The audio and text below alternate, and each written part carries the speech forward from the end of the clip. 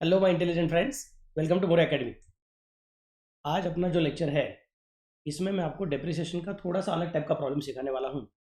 थोड़ा अलग टाइप का प्रॉब्लम है, थोड़ा डिफिकल्ट लेवल अलग है, लेकिन मुझे मालूम है कि अपना जो टेक्निक है उसको फॉलो करोगे तो ऑटोमेटिकली आपको पूरा पूरा प्रॉब्लम हाथ में कंट्रोल में आ जाएगा। चलो फिर let start. Mrs Rubina traders Sindhudurg bought furniture worth rupees 30,000 on 1st of April 2016 and additional furniture on 1st October 2016. So we are writing in the books of Rubina Traders. They have told us that we are writing in the books of Rubina Traders. And then this is a furniture account. तो asset account कौन सा है? furniture account है, worth rupees 30,000 on 1st April 2016 and additional furniture on 1st October 2016. मतलब 2016 ये जो साल है, इस साल में एक बार नहीं बल्कि दो बार परचेस का ट्रांजैक्शन हो गया है। पहला ट्रांजैक्शन 1 अप्रैल को हुआ है, वो 30,000 रुपये का है, और दूसरा ट्रांजैक्शन 1 अक्टूबर को हुआ है, वो 20,000 रुपये का है। डेट्स काफ़ी इंपॉर्टेंट है डेप्रिसिएशन के टॉपिक में, क्योंकि depreciation is based on the period for which the asset is use by the business. तो जो एसेट हमने 1 अप्रैल को परचेस किए हैं उनको हम लोग अप्रैल, मई, जून, जुलाई, अगस्त, सितंबर, अक्टूबर, नवंबर ऐसा यूज करेंगे। तो अप्रैल टू सितंबर का पीरियड भी उनके इस साल के जिंदगी में इंक्लूडेड है। वैसे जो एसेट या फिर जो फर्नीचर हम लोग 1 अक्टूबर को परचेस कर रहे हैं उनके लिए अपने को पीरियड कहां से काउंट करना पड़ेगा? 1 अक्टूबर से काउंट करना पड़ेगा। कहां तक जाने का है वो प्रॉब्लम पूरा पढ़ने के बाद समझेगा, क्योंकि it can be calendar year और it can be one financial year, that is also possible. तो अगर कैलेंडर ईयर रहेगा तो 31 दिसंबर तक जाना पड़ेगा, और अगर फाइनेंशियल ईयर रहेगा तो अपने को अगले साल के 31 मार्च तक जाना पड़ेगा। कहाँ तक जाना पड़ेगा प्रॉब्लम पढ़ने के बाद समझेगा, लेकिन कहाँ से शुरू करना है वो तो समझ में आ गया है कि 30,000 रुपये के एसेट के लिए, फर्नीचर के लिए डिप्रिसिएशन का कैलकुलेशन 1 अप्रैल से चालू हो रहा है, और 20,000 रुपये के एसेट के लिए, फर्नीचर के लिए डिप्रिसिएशन का कैलकुलेशन 1 अक्टूबर से चालू हो रहा है। They charge depreciation at the rate of 15% per annum on fixed instalment basis. On 1st October 2018, they sold one cupboard for rupees 5,000 original cost, of which on 1st April 2016 was rupees 10,000. 1st October 2018 they sold one cupboard. So 2016 को purchase किया है, एक बार नहीं दो बार, एक बार 30,000 की चीज़ और एक बार 20,000 की चीज़। बाद में अक्टूबर 2018 तक उनका बिजनेस शांत है, सिर्फ अपना बिजनेस करते जा रहा है, फर्नीचर को हाथ नहीं लगा रहा है। और 1 अक्टूबर 2018 को क्या हो रहा है? एक कबर्ड को बेच रहे हैं। कितने में बेच रहे हैं? 5,000 में बेच रहे हैं। कौन से कबर्ड को बेच रहे हैं? क्योंकि अपने पास अभी दो अलग अलग चीज़ें, एक 30,000 की चीज़ है और एक 20,000 की चीज़ है। उसमें से किसको बेचा है? तो बोलते हैं cupboard for rupees 5,000, original cost of which on 1 April 16 was rupees 2,000, was rupees 10,000। मतलब जिसकी ओरिजिनल कॉस्ट 1 अप्रैल 2016 को 1 अप्रैल 2016 को 10,000 थी, उसको बेचने वाले हैं। वो भी लगा, लेकिन सर 1 अप्रैल 2016 को तो अमाउंट 30,000 रुपया है, तो 10,000 कहाँ से हो गया? इसका मतलब 1 अप्रैल 2016 को उन्होंने 10,000 रुपये का एक कबर्ड परचेस किया था, और इसके अलावा उन्होंने और भी कई सारे एसेट परचेस किए थे, फर्नीचर परचेस किए थे। तो 10,000 का कबर्ड और बाकी का शायद टेबल रहेगा, कुर्सी रहेगी, और कुछ अलमारी रहेगी, और कुछ तिजोरी रहेगी। ये सब चीज़ों का सब मिला के कीमत 30,000 रुपया हुआ था। बिल एक ही बना था 30,000 रुपये का, बट एक बिल बना है, इसका मतलब ये नहीं है कि एक ही एसेट परचेस किया है। एक ही बिल में, एक ही दुकान से, एक ही दिन में हमने एक 10,000 रुपये का कबर्ड और कुछ कुर्सियाँ और कुछ मेज़ें और कुछ टेबल्स, ऐसा अलग अलग चीज़ें परचेस करके 30,000 रुपये का टोटल बिल किया था। तो उस 30,000 रुपये के टोटल बिल में छुपे हुए 10,000 रुपये के कबर्ड को हमने 1 अक्टूबर 2018 को बेच दिया, और बेचा तो कितने में बेचा? 5,000 में बेचा। अब कोई बच्चा फट से बोलेगा नहीं सर, इसका मतलब समझ में आ गया मुझे कि 10,000 की चीज़ को 5,000 में बेचा है, इसका मतलब अपने को सुख नहीं हुआ है, अपने को दुख हुआ है, तो सर 5,000 रुपये का नुकसान हो गया। मैं बोलूँगा शाबाश मेरे बच्चे, तुझे ये तो समझ में आ गया है कि 10,000 रुपया उसका कॉस्ट था और 5,000 रुपया उसका सेलिंग प्राइस है। तो 10,000 की चीज़ 5,000 में बेची, इसका मतलब 5,000 का नुकसान। लेकिन हम लोग डायरेक्टली 10,000 को 5,000 के साथ कंपेयर नहीं करेंगे। क्यों नहीं करेंगे? क्योंकि अगर 1 अप्रैल 2016 को परचेस किया है, उसी दिन सेल किया रहता था, तो हम लोग 10,000 को 5,000 के साथ कंपेयर कर सकते थे। लेकिन 1 अप्रैल 2016 को जो 10,000 को परचेस किया है, उसको 2016 पूरा यूज़ किया, 2017 पूरा यूज़ किया, 2018 के 1 अक्टूबर को बेचा हुआ है। इसका मतलब उसको पूरा 2016 पूरा नहीं, एक्चुअली 9 महीना, क्योंकि 1 अप्रैल 2016 को परचेस किया था, 17 पूरा, और 18 में 9 महीना फिर से भर, क्योंकि 1 अक्टूबर को बेचा हुआ है। अक्टूबर मतलब 10वां महीना, 10वें महीने की 1 तारीख को बेचा है, मतलब 9 महीना यूज़ किया हुआ है। तो 9 महीना 18 महीना और बाद में बीच में 12 महीना, ऐसा करके उन्होंने लगभग 30 महीने के लिए उस एसेट को यूज़ किया है। तो फिर उस एसेट के ऊपर हमारे बिजनेस ने, रूबीना ट्रेडर्स ने डिप्रिसिएशन चार्ज किया रहेगा। 10,000 की कीमत को धीरे धीरे राइट ऑफ किया रहेगा। राइट ऑफ करने के बाद जो बचा है वो WDV है। WDV मतलब written down value on the date of sale. फिर उसको हम लोग 5,000 के साथ कंपेयर करेंगे, सेल प्राइस के साथ कंपेयर करेंगे और डिसाइड करेंगे प्रॉफिट हुआ कि नुकसान हुआ। If the asset is purchased on 1st April 16 and sold on 1st April 16, then comparing cost with selling price is okay. But since the asset is used for some period of time, it is wrong to compare cost with the selling price. It is necessary to compare WDV with the selling price. WDV का मतलब क्या होता है? Return down value. तो तुमको ढूंढना पड़ेगा कि 1 अक्टूबर 2018 तक उस एसेट पे जो जो डिप्रिसिएशन चार्ज करके हो गया है, उसकी वजह से उसकी कीमत कम होते होते कहाँ तक पहुँच गई है। Next part, on the same day a new cupboard was purchase for ₹15,000। तो उसी दिन, मतलब कौन सा दिन रहे, 1 अक्टूबर 2018 को जब ये सेल किया है ना, उसी दिन, ऑन 1 अक्टूबर 2018, उसी दिन उन्होंने एक नया कबर्ड परचेस किया हुआ है for ₹15,000। Show furniture account and depreciation account for the years of 2016-17, 17-18, 18-19, assuming that financial year of the company closes on 31st March every year। मतलब उन्होंने अपने को पूरा क्लियर कट बता दिया कि company does not follow calendar year, company follows और the business follows financial year. इसके लिए वो 16-17 ऐसा बोल रहे हैं, सिर्फ 2016 नहीं बोल रहे हैं। तो अपने को ये 3 साल का अकाउंट बनाने को बोला उन्होंने, कौन सा वाला, फर्नीचर अकाउंट और डिप्रिसिएशन अकाउंट। सर लेकिन डिप्रिसिएशन का मेथड कौन सा है? तो उन्होंने यहाँ पे ऊपर क्या बोल के रखा था, they charge depreciation at the rate of 15% per annum on fixed instalment basis. कोई बोलते हैं फिक्स्ड इंस्टॉलमेंट बेसिस, कोई कहते हैं स्ट्रेट लाइन मेथड, कोई कहता है ओरिजिनल कॉस्ट मेथड। तीनों का मतलब एक ही है। तो अपने को डिप्रिसिएशन 15% के हिसाब से कंसिडर करने का है, फाइनेंशियल ईयर कंसिडर करने का है। मतलब अप्रैल टू दिसंबर नहीं देखना पड़ेगा अपने को, अप्रैल टू मार्च देखना पड़ेगा। मतलब 30,000 रुपये का जो फर्नीचर पहली बार परचेस किया था, उसको पूरे साल भर के लिए यूज़ किया, ऐसा आराम से बोल सकते हैं। 9 महीना बोलने की जरूरत नहीं, क्योंकि दिसंबर में खत्म नहीं हो रहा है, हम लोग मार्च तक जाने वाले हैं। तो let us consider now accounting year क्या है, financial year, and the first machine is purchase exactly on 1 April, so no tension. Machine नहीं, एक्चुअली स्पीकिंग फर्नीचर बोलना चाहिए, शब्द को चेंज कर देता हूं मैं। फर्स्ट फर्नीचर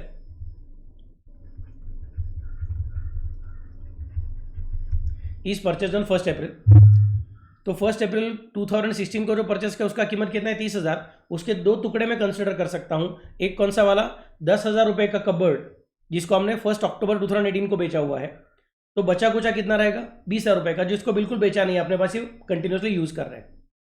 बाद में purchase on 1 October 2016, purchase on 1 अक्टूबर 2016, उसकी अमाउंट कितनी है, 20,000 है। और उसका अमाउंट, उसको हमने बिल्कुल भी बेचा हुआ नहीं है, उसको अपने पास ही पकड़ के रखा हुआ है। और उसके बाद में परचेज ऑन 1 अक्टूबर 2018, जब वो कबर्ड को बेचा उस दिन एक नया परचेस किया ना, वो 15,000 का, वो भी अनसोल्ड है। मतलब अपने को जो वर्किंग नोट बनाने का रहेगा, उस वर्किंग नोट में हम कॉलम कितने बनाएंगे, पहला कॉलम रहेगा परचेज ऑन 1/4/2016। उस कॉलम के 2 टुकड़े करेंगे, 2 पार्ट करेंगे। एक कौन सा वाला, सोल्ड ऑन 1/10/18, एंड दूसरा कौन सा, अनसोल्ड। बाद में मतलब 2 सब कॉलम हो गया। फिर first column, second column, third column हो गया अपना परचेज ऑन 1 अक्टूबर 16, एंड बाद में फोर्थ कॉलम हो गया अपना परचेज ऑन 1 अक्टूबर 2018। तो 4 कॉलम तो बेसिक कैलकुलेशन के लगेंगे, 5वां कॉलम टोटल का लगेगा। और सबसे पहले कौन सा कॉलम लगेगा, पर्टिकुलर्स एंड डेट। तो फिर से एक बार देखता हूं, 4 अमाउंट के कॉलम, एक टोटल का कॉलम मतलब 5, और डेट कॉलम और पर्टिकुलर्स कॉलम तो कॉमन है ही, मतलब सब मिला के 7 कॉलम अपने को लगेंगे। सो टोटली 7 कॉलम का वर्किंग नोट बनाने का। चलो फटाफट से, date, particulars, purchase on 1/4/16, 1/10/16 and 1/10/18। फिर बाद में फाइनल टोटल। फिर 1/4/16 के 2 टुकड़े कर दिए, जिसको 1/10/18 को बेचा या फिर उसको बैलेंस रखा हुआ है। 1/10/16 वाले को तो 2 टुकड़े करने की जरूरत नहीं, क्योंकि वो सारा का सारा अनसोल्ड है। 1/10/18 को भी सारा का सारा अनसोल्ड है, तो there is no difficulty. Unsold मतलब बेचा नहीं है। चलो फिर लेट अस स्टार्ट नाउ। 1/4/16 को मैं बोलता हूँ परचेस किया है। कितने का परचेस किया है, 30,000 रुपये का परचेस किया है। 30,000 रुपये का चीज परचेस किया है। उसके 2 पार्ट्स है, एक है कौन 10,000, दूसरा कौन है 20,000। 10,000 एंड 20,000 को कंसिडर किया तो मिला के अपना 30,000 बन चुका है। Then comes the next point, 1/10/16। 1/10/16 को क्या हो रहा है, अपना परचेस हो रहा है। कितने का परचेस हो रहा है, 20,000 रुपीज का परचेस हो रहा है। तो 1/10/16 के कॉलम में लिख दिया 20,000। सर डिप्रिसिएशन चार्ज नहीं किया, डिप्रिसिएशन तो साल के एंड में आएगा। नहीं सर, वो बीच में भी आप कभी कभी कैलकुलेट करते थे ना, तो यहाँ पे बीच में क्यों नहीं कैलकुलेट किया? बीच में कैलकुलेट करता हूँ, लेकिन कब? अगर कोई एसेट बेचा रहेगा साल के बीच में, तो जितना बेचा है उतना जाने के पहले उसके ऊपर का डिप्रेशन चार्ज करना पड़ता है। अभी तक तो कुछ बेचा नहीं है, इसके लिए मैंने सेपरेटली डिप्रेशन अभी तक कंसिडर किया नहीं है, फिर साल के एंड तक ही कंसिडर करूंगा। फिर 31 मार्च 17 आने वाला है, तब मैं डिप्रेशन कैलकुलेट करूंगा eight the rate of 15% on SLM। 10,000 रुपये के और 15% कैलकुलेट करने का बचपन में सिखाई हुई चीज़ है। 10,000 का 15% कैसे कैलकुलेट किया रे? एक टेक्निक है 10,000 इंटू 15/100, तो जीरो गया, जीरो गया, जीरो गया, जीरो गया, और बाद में 100 इंटू 15 करने का काम खत्म। दूसरा टेक्निक आपको मैंने क्या सिखाया था? 10,000 जो है वो अगर 100 है तो 10 मतलब कितना, तो उसका एक जीरो कैंसिल हो जाएगा, इसके लिए मैं वो कितना आएगा, 1,000 आ जाएगा। लेकिन अपने को 10% चाहिए, अपने को 15% चाहिए, 15% चाहिए, तो अपने को और 5% एक्स्ट्रा लगेगा। 10 का आधा 5 मतलब 1000 का आधा 500, तो डिप्रेशन कितना हो जाएगा अपना? 1500। Okay, so this is how you can calculate depreciation. ये हमने बार बार इसके पहले भी बहुत सारा बार किया था। ट्रेड डिस्काउंट और कैश डिस्काउंट जब मैंने आपको जर्नल के टॉपिक में सिखाया था, तब मैं ऐसा वर्किंग हमेशा करता था। चलो फिर लेट अस गो अहेड। ये 1500 का डिप्रेशन आ गया। 20,000 के ऊपर सेम लॉजिक यूज करूंगा, 15% डिप्रेशन कैलकुलेट करने का है, तो दैट कम्स टू 3,000। इस 20,000 के ऊपर भी मुझे 15% डिप्रेशन चार्ज करने का है। तो सर अगर ये वाले 20,000 के ऊपर आपका 15% 3,000 रुपये का डिप्रेशिएशन आ गया है, तो दूसरे वाले 20,000 के ऊपर आपका 15% डिप्रेशन 3,000 क्यों नहीं आया है? आपने कुछ गलती किया है क्या? नहीं रे मेरे बच्चे, बिल्कुल गलती नहीं हुआ है। इसके सिर पे एक टोपी डालना पड़ेगा अपने को, 6 मंथ्स। सर क्यों 6 मंथ्स का टोपी डाल रहे हो? क्योंकि उसको परचेस कब किया, देखो प्लीज, उसको परचेस किया है कभी 1 अक्टूबर 2016 को परचेस किया है। 1 अक्टूबर 16 को परचेस किया, इसका मतलब it is use not for the full year, in this year. पहला साल कौन सा है? 16-17। उसको यूज कब से करना चालू किया? फिर October. So October, November, December, January, February, March, that comes how many months? 6 months. इसके लिए फर्स्ट ईयर में इस एसेट के ऊपर अपने को 6 महीने का डिप्रेशन चार्ज करने का है। तो 20,000 का 15% मतलब 3,000, बट 3,000 पूरे साल का है। पूरे साल का है, इसका मतलब आधे साल का कितना? तो पूरे साल का 3,000, आधे साल का 1,500, तो 1,500 यहाँ पे कंसिडर कर लिया। फिर 1,500 प्लस 3,000 मतलब 4,500, 4,500 प्लस 1,500 मतलब 6,000, 6,000 यहाँ पे लिख के हो गया। फिर कैलकुलेट करूंगा 1417 का WDV। WDV का फुल फॉर्म याद है ना मेरे बच्चों? WDV का मतलब होता है रिटर्न डाउन वैल्यू, अभी लिखी हुई कीमत। जो कॉस्ट थी उसको धीरे कम करते करते हमने कितने तक राइट डाउन किया है, उसका अमाउंट मतलब written down value.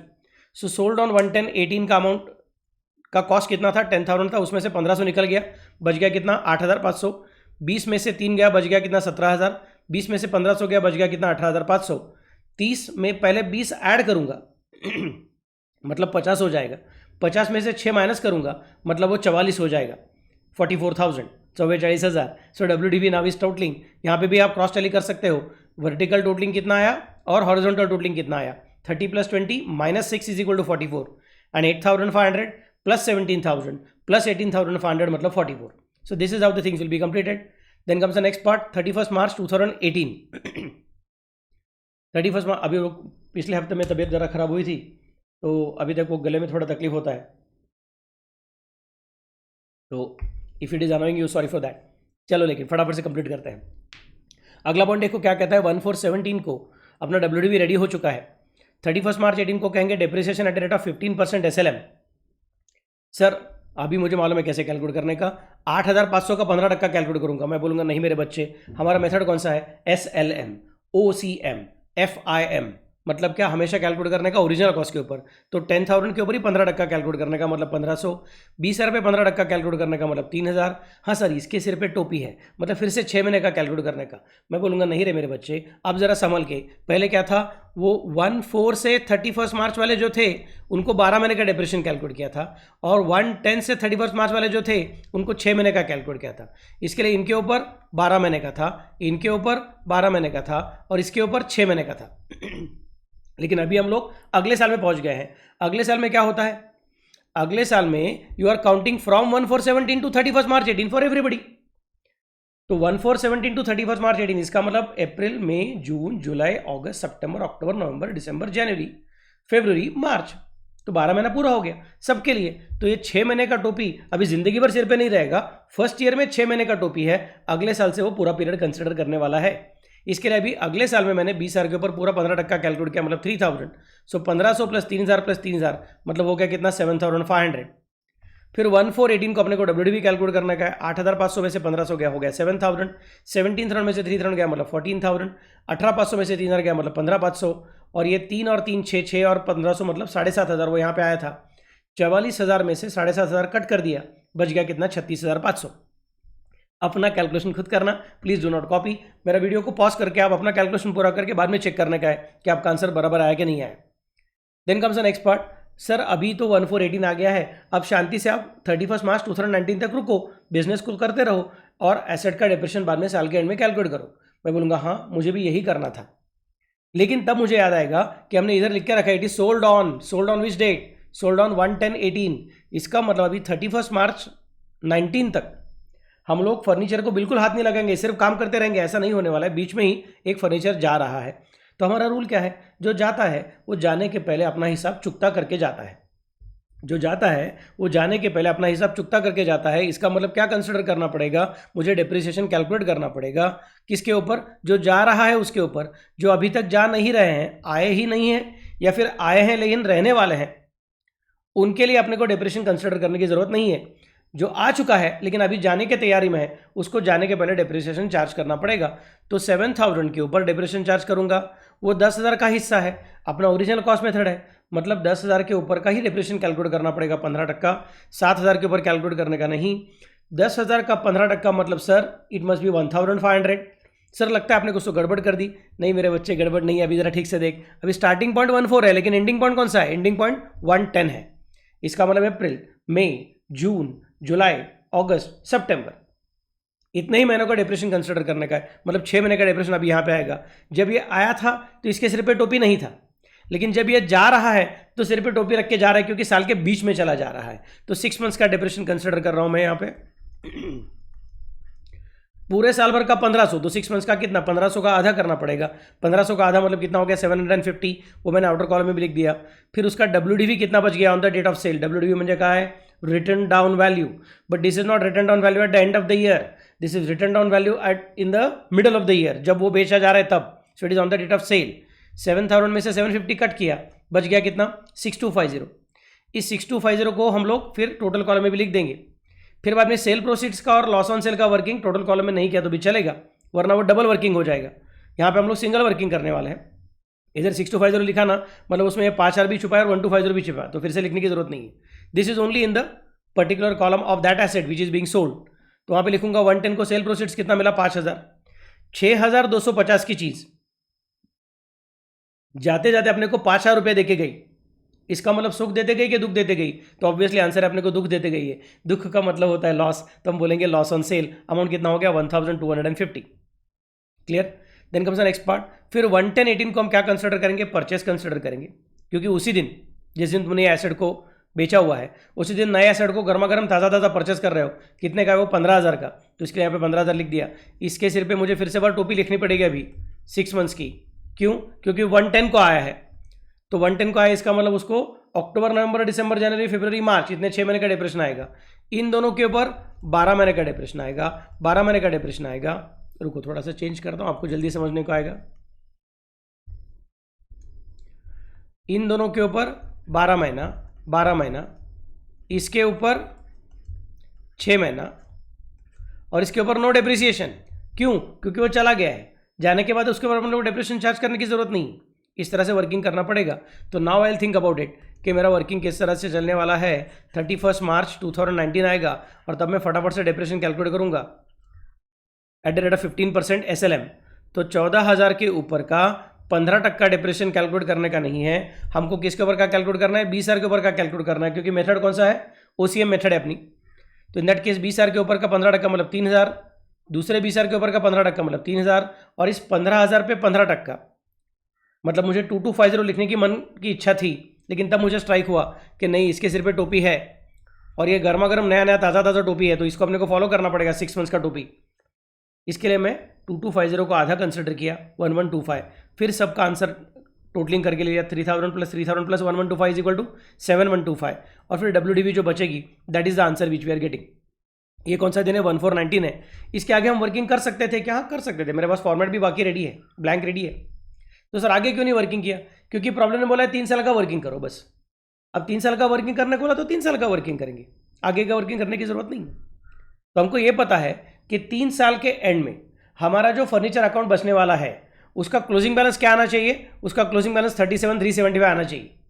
This is already known to us, so we are having complete control over the problem. अभी टेंशन नहीं अपने को क्या करने का क्या नहीं करने का। प्रॉब्लम करने का टाइम अभी हम लोग जब एंट्री करेंगे, लेजर अकाउंट बनाएंगे, तो कैलकुलेशन नहीं करने का, कैलकुलेशन रेडी है अपने पास। सो मेरा सिंपल लॉजिक है, अगर आपको अकाउंट 6 से करने का है तो जब कैलकुलेशन कर रहे हो तो एंट्री के बारे में ज़्यादा मत सोचो, पोस्टिंग के बारे में ज़्यादा मत सोचो, और जब एंट्रीज और पोस्टिंग कर रहे हो तो कैलकुलेशन के बारे में ज़्यादा मत सोचो। इनको दोनों को सेपरेट कर दो। जिस तरह से हम लोग घर में खाना पकाते हैं तभी क्या करते हैं, पहले सब्जी काट लेते हैं, जो भी कुछ अपने को क्या अलग अलग रॉ मटेरियल रेडी चाहिए वो पहले बना के रखते हैं, उसके बाद में हम लोग एक्चुअल कुकिंग चालू करते हैं। गैस में कढ़ाई चढ़ाने के बाद हम लोग सब्जी काटना चालू नहीं करते, नहीं तो वो दोनों मिक्सिंग करते जाओगे तो डिफिकल्ट होते जाएगा। वैसे यहाँ पे कैलकुलेशन पहले करने का और बाद में एंट्रीज एंड पोस्टिंग करने का, so that becomes easy for the purpose of working. चलो लेट स्टार्ट देन। ओके, तो अब मुझे क्या करना पड़ेगा, in the books of Rubina traders Sindhudurg, account कौन सा, फर्नीचर अकाउंट। पेज को फोल्ड करो, लेफ्ट हैंड साइड में date particular JF amount, right hand side में डेट पर्टिकुलर जेएफ अमाउंट, और उसके बाद में क्या आएगा आपका लगभग एक 18 से 20 लाइन का कम से कम अकाउंट लगेगा। बाद में डेप्रिसिएशन अकाउंट बना लो, same to same situation. And now let me start. पहले क्या किया हमने, पहले परचेस किया है 1416 को, यहाँ से देखूंगा मैं। अब जब एंट्री करने का तो जनरली मैं यहाँ से देखता हूँ, सिर्फ सेल प्रोसीड्स और प्रॉफिट लॉस का एंट्री में इंटरनल कॉलम से देखूंगा। Internal columns are basically for the purpose of helping us to calculate everything accurately. All entries are basically done from final total column. सिर्फ सेल प्रोसीड्स का और profit loss on sale का entry जिस internal column में किया है उसमें से उठाने का रहता है, बाकी सब कुछ आउटर कॉलम मतलब टोटल फाइनल कॉलम से ही लेने का रहता है। Let me go ahead. तो पहला पॉइंट कौन सा आएगा आपका, इन the books of Rubina traders Sindhudurg हमने परचेस किया है, कितना रुपए का एसेट परचेस किया है, 30,000 का एसेट परचेस किया है on 1416। Entry will be furniture account debit to bank account, furniture के डेबिट में बैंक के क्रेडिट में, फर्नीचर के डेबिट में to bank account 30,000 rupees. Then comes the next part. अभी अगला डेट कभी आने वाला है, इमीडिएटली 1/10/16 को नया परचेस कर रहे हैं, तो फिर से एक बार सेम लॉजिक आएगा, furniture is coming in debit, what comes in furniture account debit, bank में से पैसा जा रहा है, bank is the giver to bank account, entry हो गई furniture account debit to bank account, furniture के डेबिट में बैंक के क्रेडिट में, बैंक अकाउंट नहीं बनाया तो we can't show the effect, but furniture account बनाया हुआ है तो we can show the effect. Furniture के डेबिट साइड में लिखूंगा टू बैंक अकाउंट, अमाउंट कितनी है आपकी 20,000।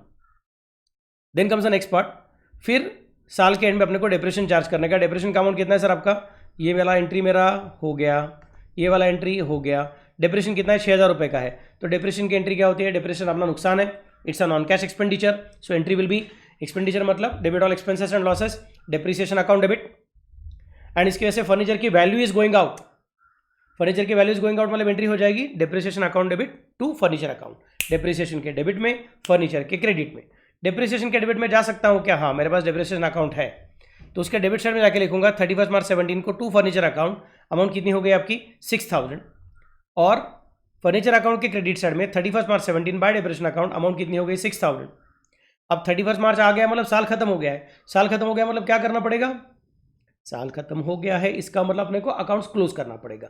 डेप्रिसिएशन अकाउंट नॉमिनल अकाउंट है, नॉमिनल अकाउंट है, इसका मतलब उसको क्लोज करके प्रॉफिट एंड लॉस अकाउंट के पास जाना पड़ेगा। और फर्नीचर अकाउंट रियल अकाउंट है, रियल अकाउंट इसका मतलब इसको क्लोज करके अपने को पीएनएल अकाउंट या फिर प्रॉफिट एंड लॉस अकाउंट में डालने की जरूरत नहीं है, इसका बैलेंस आगे कैरी फॉरवर्ड करना पड़ेगा।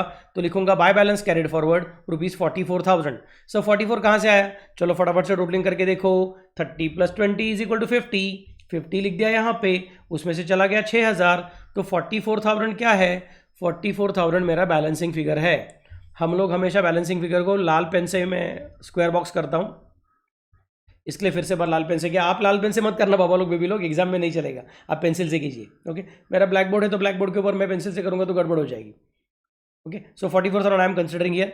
फिर आज का क्लोजिंग मतलब कल का ओपनिंग, तो 1417 को लिखूंगा, यहाँ पे टू बैलेंस ब्रॉट डाउन 44,000, और डेप्रिसिएशन अकाउंट में जाके लिखूंगा 31 मार्च 17 बाय पीएनएल अकाउंट, अमाउंट कितना है 6,000। इसमें बैलेंस बचेगा ही नहीं क्योंकि सारा का सारा उठा के हमने कहाँ पर डाल दिया, प्रॉफिट एंड लॉस अकाउंट में डाल दिया है। सो डेप्रिसिएशन अकाउंट टैली हो गया। Then comes the next part, फिर लिखूंगा 31 मार्च 18 तक सिर्फ डेप्रिसिएशन है, क्योंकि अपने को नेक्स्ट एंट्री उन्होंने बोल के रखा है। देखो हमने क्या क्या कर दिया था, हमने ये 6,000 का एंट्री कर दिया, 44,000 भी हो गया, और अभी हमारा डेप्रिसिएशन कितना है 7500 है, तो आई विल कंसिडर डेप्रिसिएशन 7500।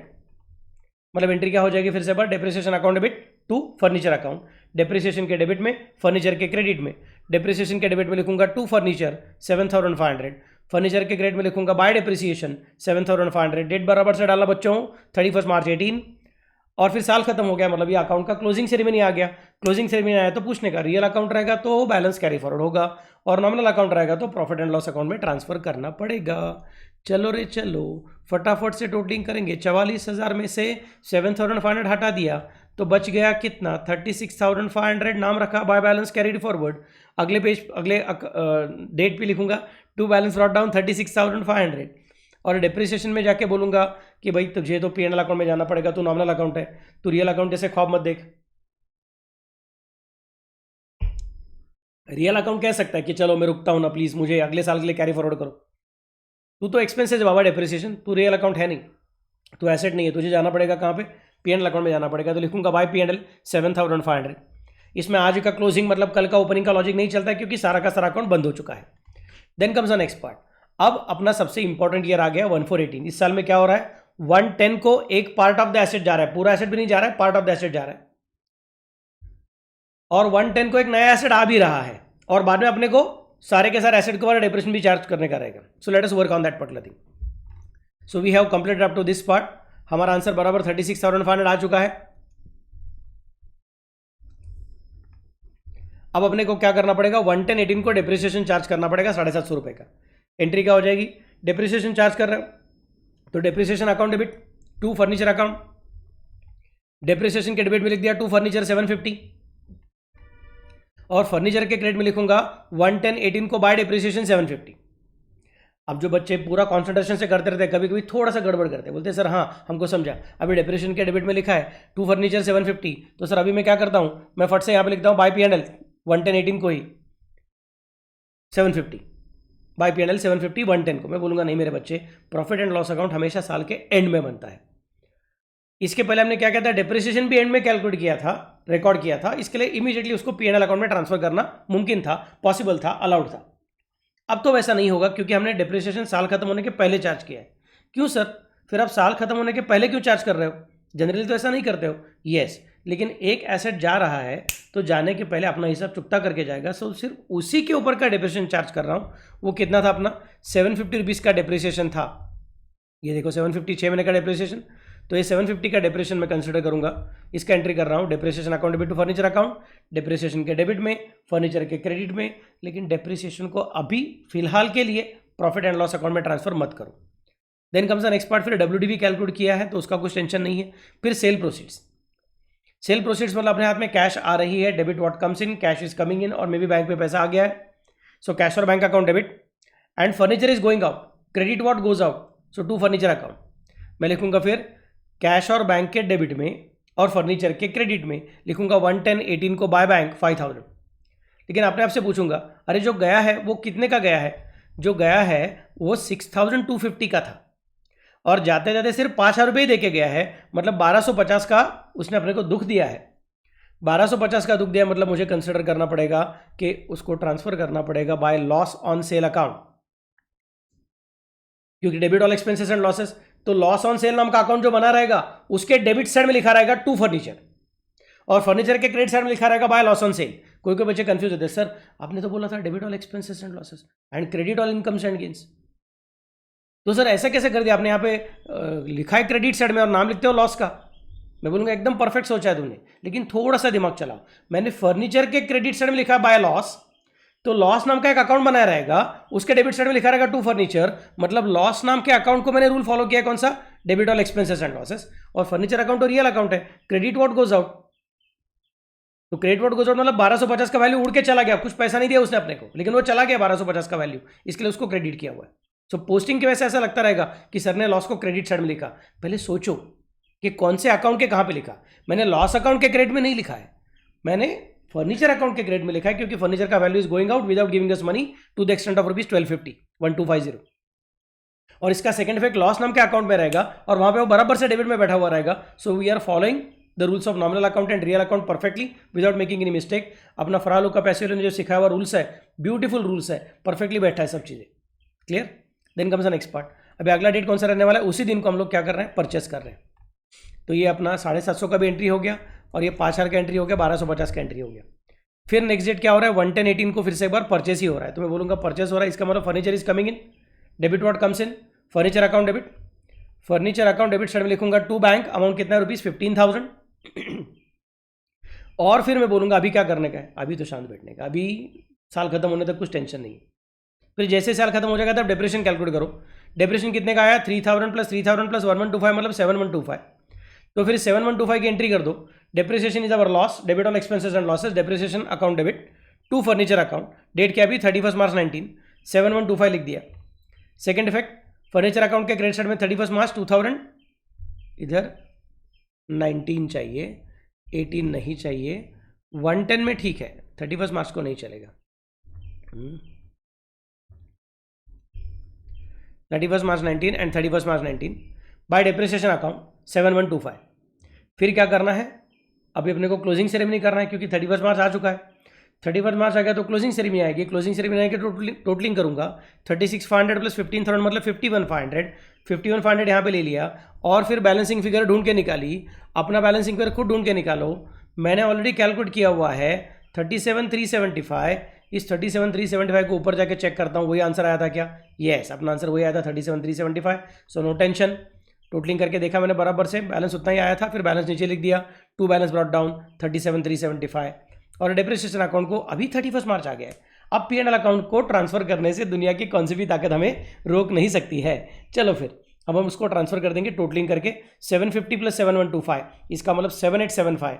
फिर इस 7875 को मैं ट्रांसफर करूंगा बाय P&L, पूरा अमाउंट ट्रांसफर कर दिया क्योंकि प्रॉफिट एंड लॉस अकाउंट में ही ट्रांसफर होता है डिप्रिसिएशन अकाउंट।